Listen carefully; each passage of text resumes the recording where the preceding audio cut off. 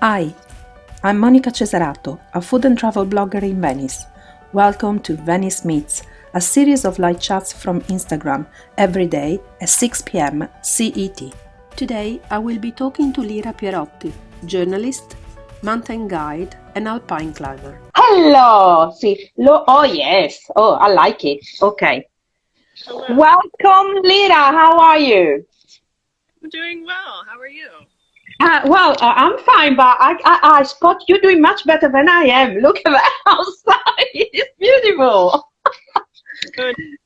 Yeah, it's been a beautiful spring here in Washington. Oh wow. Where are you actually?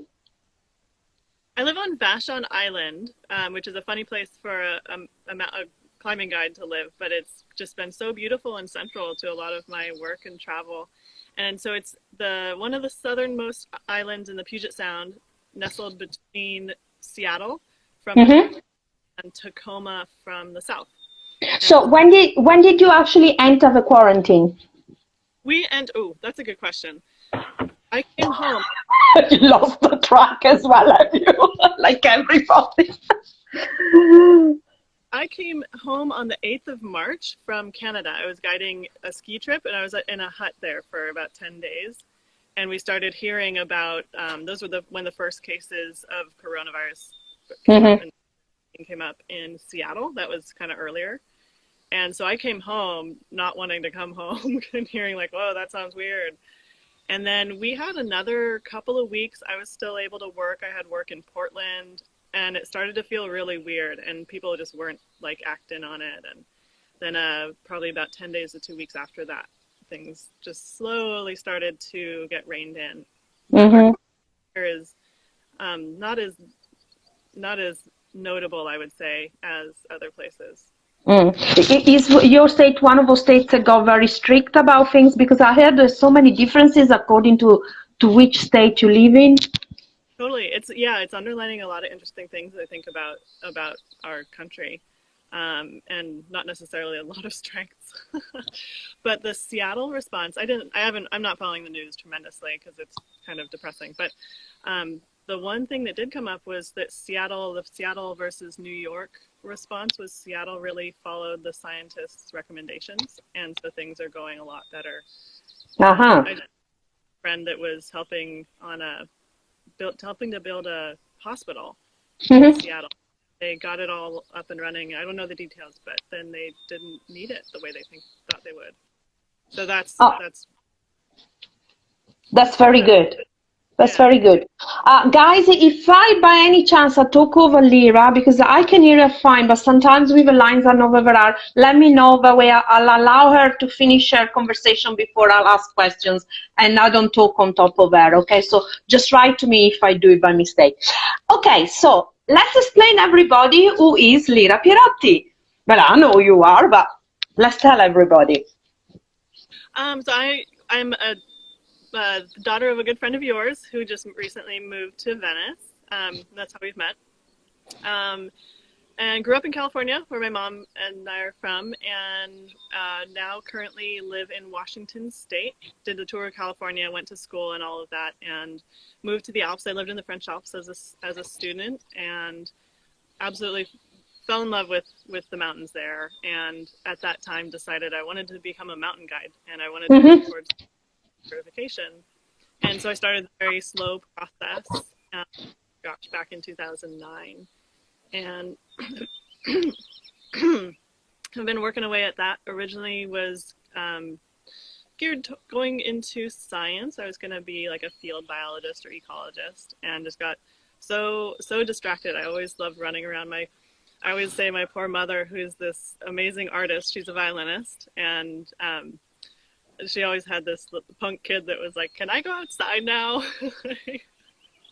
But we've all really understood and related on following the passion, and I think I learned a lot of that from her in just knowing what was really meaningful for me, and that became being when I made the choice to, instead of go into science, to become a climbing guide. It was about that. It was about being outside as much as possible, being a teacher, which I saw my mom do all of my life, and share that with people and travel, and it's been a blast. It's been a really fun time. Yeah, also because it's not, I don't think it's exactly an easy path to decide to go and be a guide. It's not exactly, your day job. It's not exactly something that you say, oh, well, it's a secure job, I know. It is a bit of and I know it's beautiful because you get to stay outside and you get to really, really understand nature. But at the same time, it's also that it can be also very dangerous as well. Totally, yeah. And as much as I try not to say that when I know my mom's paying attention, Sorry, Cecilia, I didn't mean to. but and also the risk is goes beyond just the physical. There's also, we talk about mental and emotional risk. We talk about physical risk, of course, and also financial risk. And you totally nail it. It's a lot of insecurity, and I think I notice in my field that I have a little more comfort with that, and I know that's from having watched my mom manage a self-employed career her whole life and just stick with it because it's what she loved. And I think we find that even when you go through these dramatic lows, if you really have that at the core, it makes it easier. Yes. Yeah. I think having gone through hard times makes it, let's say, more manageable when you are in situations like today. How old were you when you realized that being outside and climbing, because, you can be outside doing other things. Climbing is something very unique. When did you realize that? When did the passion start? There's an interesting piece of history in the history of climbing in California that I think kind of got into my head. And it was growing up in the Bay Area in the 90s was a major climbing heyday. It was the climbing gyms were only just starting. And there was a huge community of climbers that were going on big expeditions. There's a number of books now written about it. And it's taken like a couple decades for me to look back and realize, oh, that was happening. And it was happening all around me. And so I was just one of those kids that loved sports. I loved being outside. I was really into soccer. I was a track and field athlete in high school and had some birthday parties at a rock climbing gym. And otherwise... See, I don't think me and you could have been friends. Because your couch potato to a T, I had to find excuses. I mean, I remember my gym teacher in secondary school at one stage said to me, Monica, don't even bother. You run out of excuses. Just don't bother. Just to show it. Well, there are times I've had to learn later in life how to sit still and be able to read a book, things, really simple things like that. So there's balance, I think, in all of it. So when you realize and you start, how did you start? You just start going walking? Yeah, it was so when I went off to college, I went to University of California, San Diego, and got a mailing from them for this wilderness orientation program. And I think those programs, in retrospect, I've worked for a number of them, similar programs since then as well, I think are some of the most meaningful, at least in my opinion, for students of any age to do. And it was a week-long sea kayaking expedition in Baja. Okay. My introduction to college. And it was dirt cheap because it was funded and run by college students, or funded by the university and run by college students, and through the recreation program. And so that was my intro into university and the community that I got to know right out the gates. And I got really involved. And then the most critical piece in there, and again, from my viewpoint now, is I'm also on the board of our American Mountain Guides Association, and I work in diversity. I chair the Diversity, Equity, Inclusion Committee. And so one of the things we look for is how do we support diversity? And in my industry, women are between 7 and 10% of. I was about to ask you. This was gonna be my next questions after saying what is it like for a woman guide? But okay. Yeah, it's super relevant. They're like, wait, how did that happen? And so, in part of my work now, I've gone back and tried to catalog where were the points at which I was still inspired. And that program is so notable. It's called Outback Adventures at UC San Diego. And that program, it brought you up for the first year as a trainee guide or instructor. And so you just shadowed two other experienced climbers and guides on these recreation programs. And we went all around the desert of Southern California, climbing on beautiful granite and camping for the long weekend, a lot of times in Joshua Tree National Park. And I just absolutely loved it. There was, again, a climbing gym on campus. I started volunteering there, and a crew of older climbers there that took me under their wing. And so at every step of the way, it was a really nurturing process. Bizarre thing in that very specific program was because they operated in a national park, being Joshua Tree, they were required to have a certified guide on staff, and that was a nationally, certified by our national organization, which is also certified or recognized by the our curriculum at the higher levels is recognized at international certification level. So it was a filtered down version of these phenomenal skills, and so that was really inspiring. And I learned to climb from them, and then I learned to instruct. And so I was able to see, wow, like I'm getting more climbs in a day. We're more efficient. We're definitely having more fun, and definitely safer looking at some other things around me. Of course. It was a really inspiring experience. And I didn't really think I was going to become a professional guide, but I knew in the back of my head that was possible. And fast forward to France, that's when I realized you could actually be a mountain guide as a career. And and it was just all trouble from there. So since you've been both in America and in Europe, is there differences in being guides, European style and American style, or would you say it's just the same? It's definitely different. I think there's a number of things, of course, culturally, but also geographically. And so the Alpine, in order to be a guide at all, you have to get certified in 3 disciplines: rock, alpine, and ski mountaineering, usually pretty quickly. It's like kind of, in the French system, it's almost like a trade school. So you go to school and it's field-based. It's obviously not just like taking notes in classroom. But it'll be like a 3 or 4 year process. And some of my friends that went through that just took about that to get the certificate. And that's the very start of your career. And we end up in the States having a longer process. And I think it might be in part because we're a much younger organization. But also, in my view, just what I've put together is we are such a huge country where you can be a very adept rock climber, and then later in life, maybe you want to develop your alpine and your ski mountaineering skills, or vice versa. There's some great skills don't really have the opportunity to rock climb. And so we've divided our curriculum into 3 disciplines instead of just having one certification for all of it.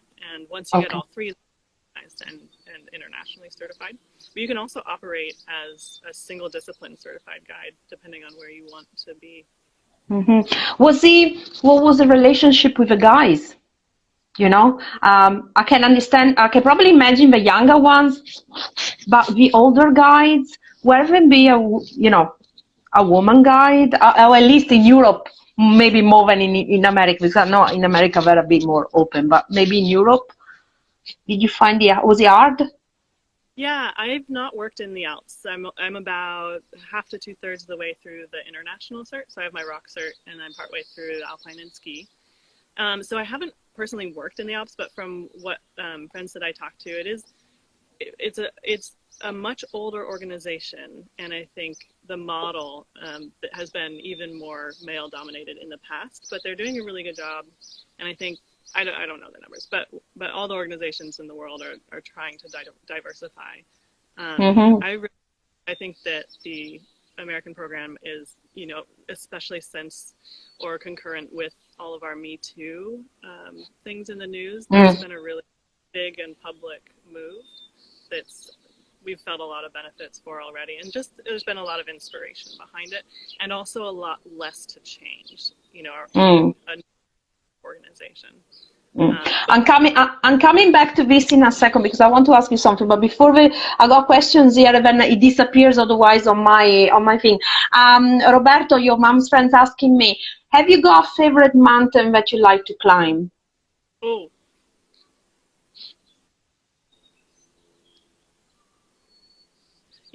There's so many. It's a really hard one. And I personally, I love really long rock climbs, specifically on granite rock type. Free climbing or the one with all the. Oh, you do free climbing? Oh, you're the crazy one that goes like like that? Ooh, cool. There's an important and confusing definition in that, and free soloing that's climbing like Alex Honnold with no ropes. I'm not into that. But free climbing is climbing with a rope, but only using your hands and. Oh yeah, that's what I meant. Yeah, that's what I meant. Yeah, so you got the term right. So yeah, that's my favorite. I used to work as a climbing guide in Yosemite, and Northwest in the North Cascades. There's a lot of granite, so that's my favorite.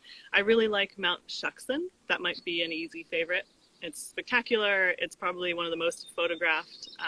It's in some movies like Captain Fantastic.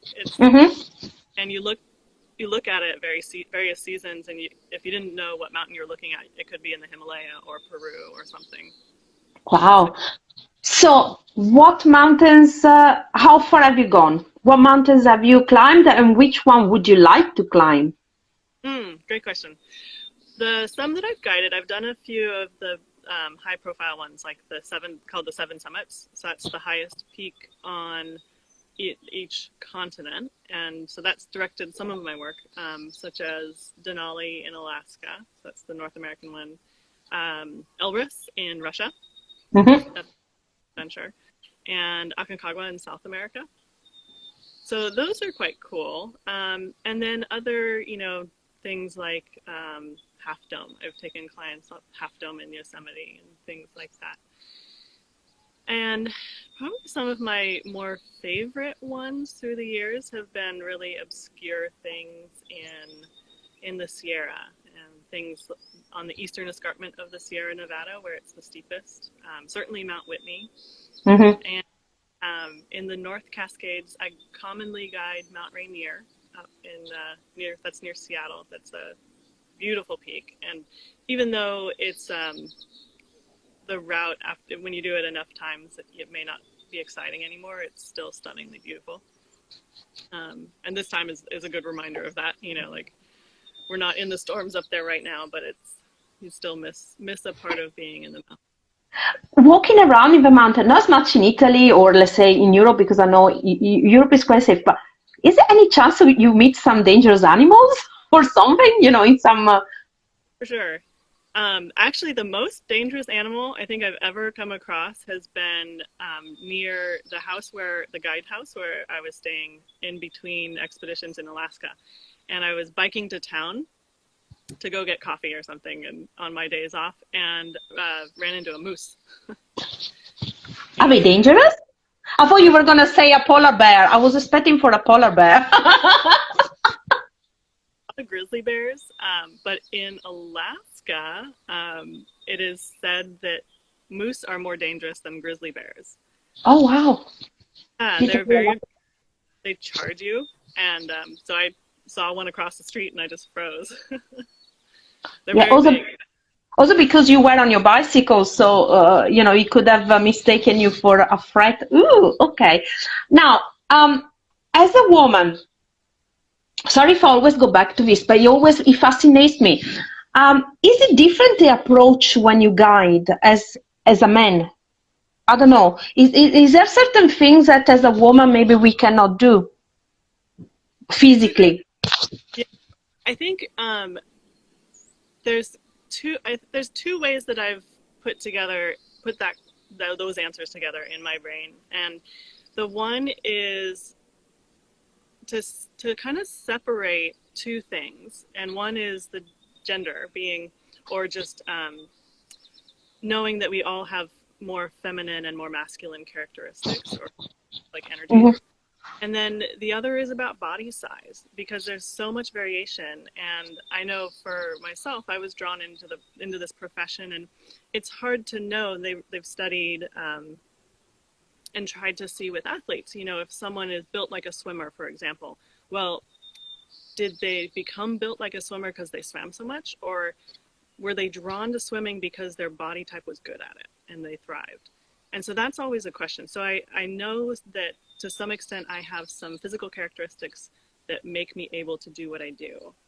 And that might and all kinds of things. So there's that. And that's independent of where I identify on the gender spectrum. And then the other part of that, and this is something that in my work I've learned a lot about in the past year, and that I've heard from some really close male friends that are really grateful for the work we're doing, because they're finding there's less pressure on them to always be this hyper masculine version that has to fit the model that we've described in our country. So that to me is extremely interesting, and I think that where I feel like I carry a little more like masculine masculine energy, and have always been more of a tomboy and super athletic. I have a lot of male colleagues that have not been able to really talk about and honor their feminine energy, and that's been really neat experience for me in all of this. That's very interesting. I like that part. Okay, I never. Isn't it funny, as women, you don't ever even think about that possibility that they have enough for being men. In a way.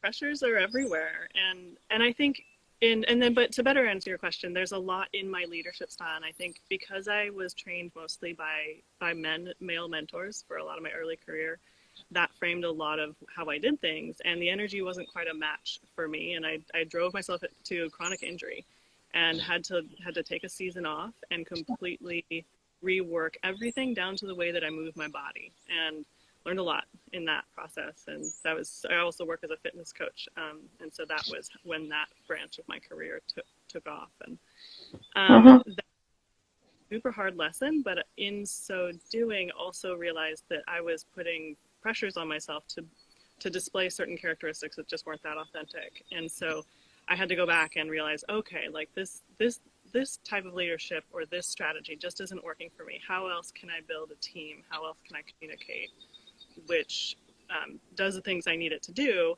And the classic example would be on an expedition, where if you push too far and you push someone like into exhaustion, I am not that big. I'm not a 200-pound guide that can carry them down the mountain, because that historically has been an That's what I was trying to get. Yeah, exactly.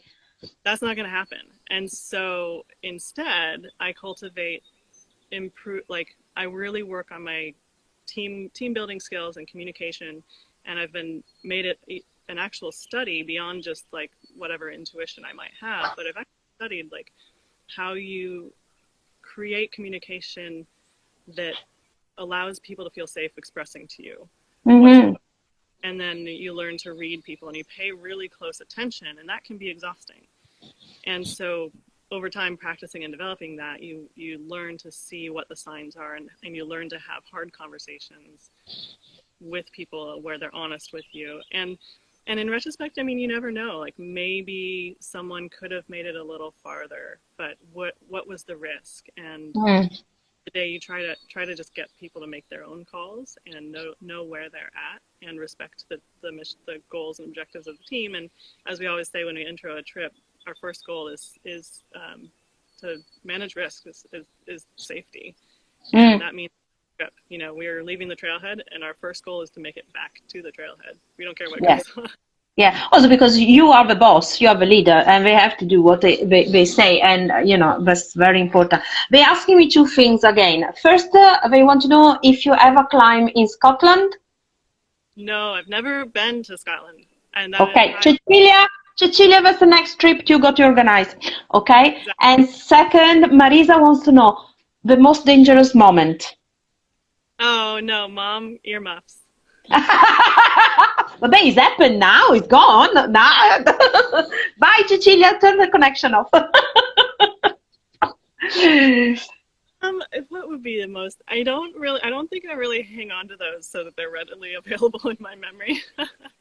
Okay, then let's turn into something else. Not the most dangerous, let's say the most awkward. Most awkward? Awkward, okay, so it's easier.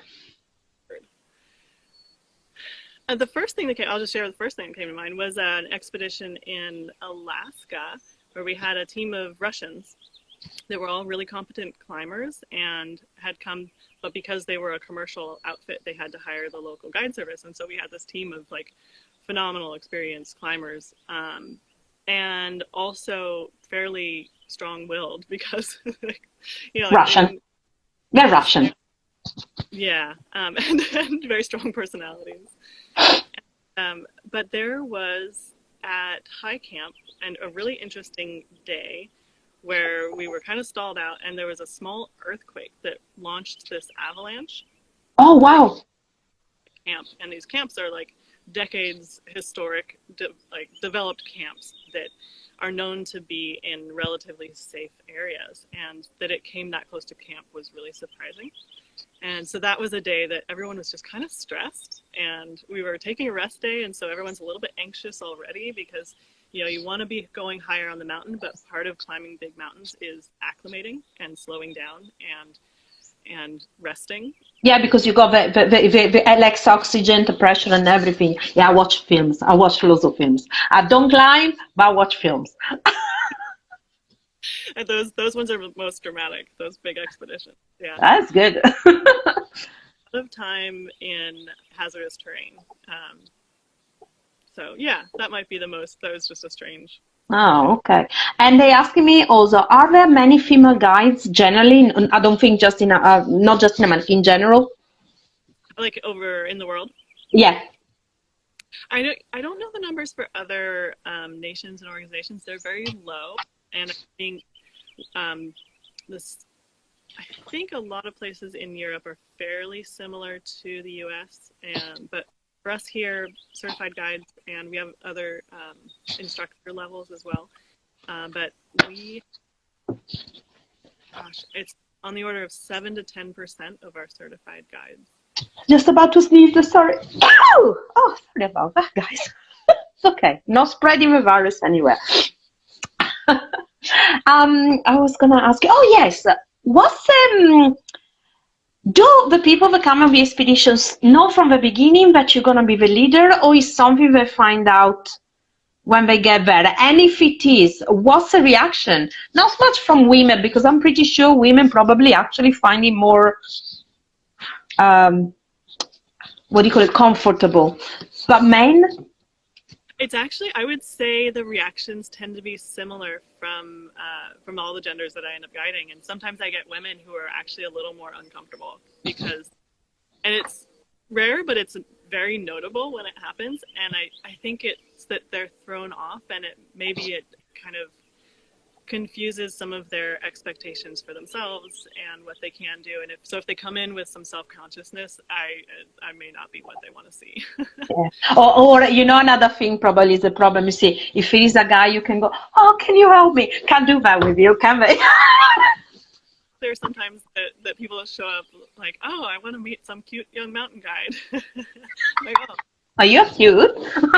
And you are a mountain guide. It's just not a man, simple as.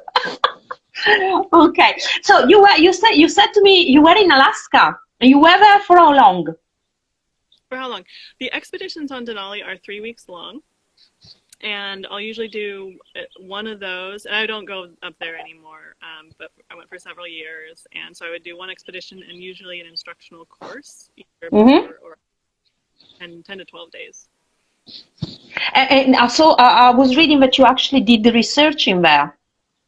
Oh, maybe that was the Antarctic program. So I worked. Okay, all right. Oh, yes. Sorry. Okay, so still cold and up there somewhere. Okay. So how long were you there for then? The Antarctic program was assignments of 3 months the first time and 4 months the second time, and those were like and just the logistics of moving around the continent make it that time consuming. And the first one was discovery. This long duration balloon had crash landed. Oops, they might not like that I say that, but it had landed where they didn't want it. Okay. But there was a government shutdown 1 year that delayed them, and the second year was when they went in there, the snow formed this texture called sastrugi, which sounds edible. It's not. It is really deeply grooved by the wind, and it can be really small. It's beautiful. Like if you've been to a windy beach and you see how it's moved by the wind, and it creates that texture that looks like like valleys, you know, like imagine in the desert, or in like sandstone canyons, things like that on a really small level. Well, it's like that. The snow is like that. It's very firm, very sharp, and it can be really, you know, small. But in this case, the sastrugi was the size of bathtubs. It was. Oh. So the first time they couldn't land a plane on the snow because it was too bumpy, and they had to take snowmobiles, and it was really challenging. And so the second year they decided they wanted to assign a guide to the program and to help figure out what we were going to do. And that year we were actually able to fly in, and then we had a whole bunch of work to do, getting the thing out and building a skiway to bring a bigger plane in. And that was an interesting one. The second year was, I worked on station, and part of that was search and rescue, and training around, and then opening routes for recreation for the people that were working. Wow, what an interesting, I hope you have written about all of this, because this is so interesting. It's different. You know, you should write a thriller or something about it, you know, above all with this virus going around, you know. Some plot thing. Listen, what does a mountain guide do in quarantine? Quarantine. You know, I'm transitioning to what I call my retirement plan to... Excuse me, how old are you, Lyra? How old are you? So I'm also a certified strength and conditioning specialist, which just a level of coach and a personal trainer. And so that's been in the back of my mind, actually, also mainly from that work in Antarctica, where I met a young scientist who was this incredibly inspired and driven young, I think she was 26, and she's from New Zealand, and did not grow up with an athletic background at all. And we spent 3 weeks in the field together on Mount Erebus, southernmost active volcano. And she was studying the gases coming out of it. It's a fascinating program. I would climb up these ice towers, build an anchor, and lower them on a rope into these tubes of ice. They would collect the samples, and then I would haul them back up and out. And so that was a career highlight. Just a few days into our program, she worked herself so hard that she injured her wrists, and I happened to have samples. And so in talking to her about it, and then in watching her move, I started to see some things that I was like, oh my gosh, like this person just needs better coaching on how to use her body and how to strength train for the things she wants to do as a career professional. So that started to noodle in my brain for a while, and I started studying for this coaching certificate. And it's also a good match because, you know, at the time I was like, well, I think eventually I'm going to want to like not spend 5 months in Antarctica out of the year. I probably will want to be home a little more. And so kind of tapered. It's a little bit chilly. It's a bit cold. It'd be hard to get a takeaway in there, I suppose. Totally. So, so my retirement plan, as I like to call it, is to work more as a coach. And so I've been working to put together my remote platform, which has been an interesting project, a new challenge, great for the mental state in terms of embracing new and different things, which is a lot of time behind the computer. Mm-hmm. So what are you thinking of doing? Classes, coaching classes online? So you actually can do it also exactly for people that maybe are in remote areas that they can, never mind the quarantine, because hopefully we'll get out of this, but that can be used in other situations. That's really, really interesting. Right now I'm running classes, so I coach and guide for a climbing gym in Tacoma called Edgeworks. And so the classes I'm running right now are durability classes for the community there. And they're doing really strong work trying to keep people psyched and motivated and have a sense of community at that gym already, just have a strong foundation of that. And so trying to maintain that and be as creative as we can. So it's been helpful to learn some of the online formatting and make that figure out for people. As a guide in normal circumstances, how much do you have to train daily? That's a great question. It's a fascinating question for me because I'm now in a position where I need to translate my personal experiences, and which are useful, and layer that into my education as a coach, but then also my experiences watching people in the mountains. And so I'm training someone right now who's who was supposed to be on a rainier climb in June, and that's been canceled, but still is training, and that will come later, you know. And so I think it really depends on the person. I read a fantastic book written by a woman named Christine Ashwandon, and it's called Good to Go.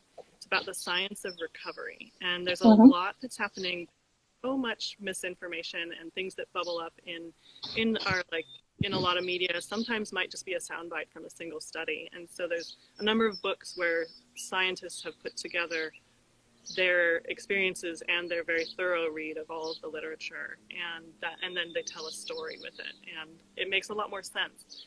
So that's a long answer for your good question. I think it's very person dependent, and I think it's what I'm trying to use is our metrics. So going back to this Good to Go book, it's all about the science of recovery and how an athlete, and largely sleep, spoiler alert, it's largely sleep. Everyone needs to get enough sleep. I done it right since the beginning. I always sleep at least 9 hours. That's exactly right. It's like 8 to 9 hours, and athletes, like Olympic athletes, I've heard will sleep 10 to 12. See, that's what, people ask me, how do you get your energy? Guys, go to sleep. Go to sleep, exactly. With a little bit of grappa just before to bed. That helps a lot. It's so important. It's so simple. And so now, for a long time, the athletes that we look to in the world as the pinnacle of health, they're not a pinnacle of health. By the time they were in their early 30s, a lot of athletes in the past have had They were burned. Yeah, exactly. And they call it overtraining syndrome. And that's been a huge problem. And so the perspectives of health are gaining a lot of traction because now they realize, especially with sports where skill is important. Anecdotally, I've heard that female rock climbers peak in their 40s. There's a lot of variables in there. So that's actually quite late compared to other sports, isn't it? And a lot of the best alpinists in the world are much older. And so the key is really, and if you look at football quarterbacks, also much older. Dina Castor is one of my favorite runners. I used to see her running when I lived in the Eastern Sierra. And she is still competing. I think she was still, I don't know how old she is right now, but she was still competing at 45, post-child, all these things. And so you start to hear all these things, and I think we're starting to realize that these people are not the exception. These people have stayed healthy. Meb Keflezighi, he won the Boston Marathon at age 38, just a handful of years ago. You know, Lyra, I think, isn't it maybe we stopped listening to our bodies? I think so, absolutely. With this story that we always have to, you got to do this, you got to do that, you got to eat in a certain way, you have to do that. And somehow we stop listening to the body when the body tells us, look, you need to sleep, you need to slow down a little bit, or maybe do something else, I don't know. Absolutely. And I think specialization in that as well, like just forgetting if you do one thing too much, that can be problematic. And for every athlete, it's different. In Dina Castor's case, I think she talks a lot about mindset, kind of revamping her whole person and giving her that edge to continue. Just a variety of things and how we bring it together in that long term. Nutrition is huge. I think I made a quip at the beginning where I live on an island in the Puget Sound, which doesn't necessarily make a lot of sense as a climber, but this is the strongest and healthiest I've ever been. And I used to live right next to a rock climbing crag, but I would always be tired and injured and not that much. Talking about diet, of course, living on an island, because I know you're gluten-free. How hard is it? It's not. It's fantastic. I think that's why I've loved living here. There's a lot of research right now into the microbiome and how important it is to eat an incredible diversity of foods. And so right here on the farm where I'm sitting, they're working as an essential business. They're still operating, of course. And so there's just tons of different vegetables. They're all on the island where I live. It's mostly small farms. And so they cater to the island and they sell all of their produce. I don't remember. Are you vegetarian as well? Oh, no. Okay. I couldn't remember. Okay. You're just gluten-free. Right. Okay. Good. Okay. No, no, good. Sorry for all the vegetarian out there. I didn't mean it as an offense. I just meant, vabbè. Okay, you got me. That's That it. would be Lost about 2,000 followers. it is possible to be a vegetarian guy. To have a number of friends who are, Yeah, but cannot be very easy in the Dolomites when we just shove sausages and the big Woosters and the big. amazing meat ragus. Yeah.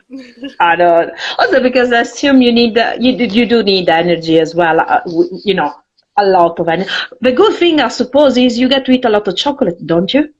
Oh, absolutely. Yep. And it is a superfood, as we know. So I know. I remember because I did do a little bit of climbing in my old days, but climbing, not rock climbing, just walking, walking, trekking. And I remember the best part was arriving the time you sat down to have something to eat. And back in the old days when we were kids, it was bread and Nutella. oh, the best. So Oh, I still have memories. For me, going walking in the mountains is going around with a bag in your on your shoulders with the food, a picnic food, and that's a picnic food. Bars of chocolates and stuff like that. Gosh, yeah. but So the experience of being outdoors, which I think is just so fundamental, is it gets you in touch with those moments where like, oh, this simple food is the most amazing thing I've ever had. yes, and I think another great thing about walking in the mountains is stopping by the rivers and by the water little rivulets and drinking water that never tastes as pure as the way it tastes in the mountains. Absolutely. And another part of what you said, just stopping by a creek to listen. And one of the things that I was talking about in terms of measuring, there's a number of metrics that we can use to measure how well we're recovering that are fairly simple. And one is heart rate variability. And one of the things that's come up in some of the recommendations from a variety of doctors around that, or in suppositions and questions, is around how you improve. How do you improve this score? And like, oh, well, I need to exercise more. Oh, I need to eat better. I need to do this more or that more. And what it can come down to for some people is taking completely undirected walks in nature and just experiencing that natural beauty, Mm. or something similar that calms you, that you really appreciate, and experiencing it, not being driven to get a workout, not being driven to, get your errands done or something like that. Yeah, because people don't realize that actually even just breathing in a certain way makes you feel better. Yep. It just makes you feel better. I think the biggest drawback for me was that a few years ago I hurt both my knees. So I can take long walks as long as I'm flat. Going up, both meniscus have gone, it really hurts. And for me, that was what I hated the most, because I enjoy going in the mountains. I'm not, going climbing, whatever, but I enjoyed it. And literally after 20 minutes walk, I have to give in because my knees start hurting so much. That doesn't happen when I go flat, of course, because of course it's a different kind of, wear and tear on the knee. And I think about walking in the mountains, you go in the middle of a forest, you have all these animals, squirrels and stuff that you don't get to usually to see. It makes you feel all of a sudden like, oh, okay. And, I think we've forgotten a lot of times how important it is to have these moments, So, no, go. You were saying? No, it is. And it's one of the interesting things about humans is that we get used to things, and that for better and for worse, we can get used to a lot of things, and to continue to move our bodies in a really gentle way. That when I start coaching people, that's often the first thing. And some people take to it and they're like, oh, yeah, that sounds great. And like the initial assignments I'll have will be to slow down dramatically, and that it helps to fix a lot of muscular imbalances that we develop either from activating our sympathetic nervous system too much with too much stress. That has patterns in our muscles and what muscles we favor when we're Mm-hmm. stressed. kind of a logical way it looks when someone's stressed out. You can see it in their body. Yeah, of course. Their Of course. muscles. I remember when I hurt myself 4 years ago, I really hurt my back very badly. I had a completely hernia that came out, and I was literally flat. But out of sheer will, and I broke my meniscus at the same time. So I was on crutches, yes. And I remember I walked into to the surgeon because they were trying to decide if I needed or not an operation. And I walked in with my crutches and I was smiling, and she said to me, "Why are you smiling at?" I said, "Why?" Well, she said, "You are in pain, and I know you're in pain." "Yeah, no, but I'm up." I said, she says, "Oh my God, if all my patients came in with this attitude, and at the end she decided not to operate because she said, I give you another 6 months and I bet you with that attitude will be up and standing on your own." And I did.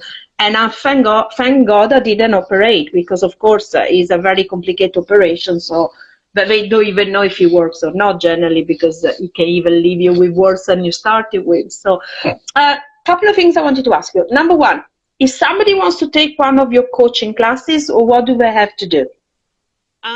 Right now, email me. I'm working on my website, and it's not up yet. So when can they reach you by email too? First name Lyra, Lyra, and actually I wrote my. See, that's it. That's why I said it. You did the reverse, I suppose. Yes. Yes. Voila. Lift it up. Just lift it up.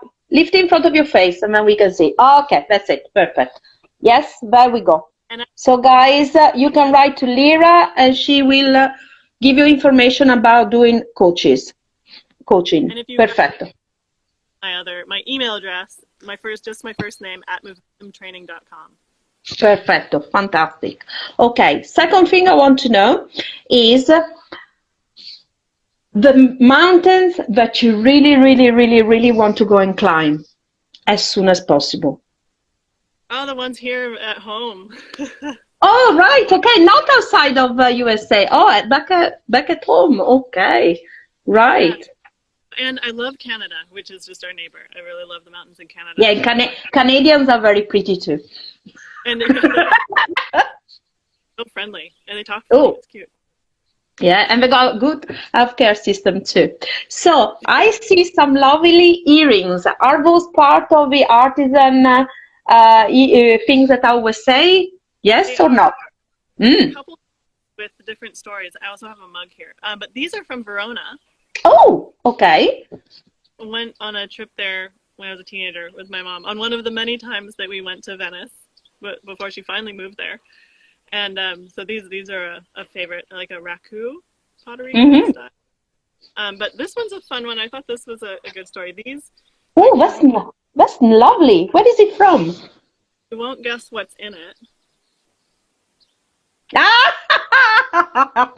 Okay. But these have become a favorite, and all my friends that have coffee with me are like, "Man, I love these mugs." And I can't see where I am. There I am. Yeah, I can see them. Yeah, we can see them. We can see it. You see it. So it just has this amazing feel.